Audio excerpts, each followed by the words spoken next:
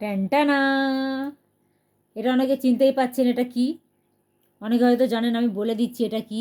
এটা হচ্ছে কি যে কদবেল। তা এই কদবেলটা আমি এখন মাখা করব, দেখব ভিতরটা কীরকম আছে। সেরকম একটা গন্ধ বেরোচ্ছে না, মনে হচ্ছে অর্ধেক কাঁচা অর্ধেক পাকা। যাই হোক, ভেঙে দেখাচ্ছি কীরকম, দেখতে থাকো। বাবারে বাপ, টেবিলই ফেটে যাবে।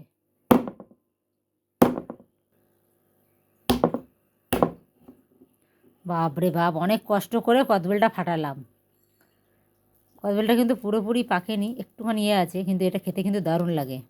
তো এটা এখন মাখা করব, দেখবো খেতে কীরকম লাগছে। মাখাবো তো তার আগে একটুখানি বিট লবণ দিয়ে খেয়ে দেখবো।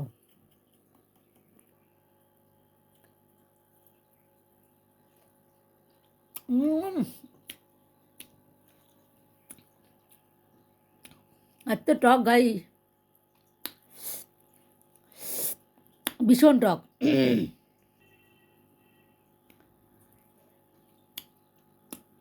কদবেলটা এত টক হবে ভাবতে পারিনি। কদবেলটা নিয়েছিল 60 টাকা, তো ভাবলাম নিয়েছি যখন ভেঙে এটা মাখা করি।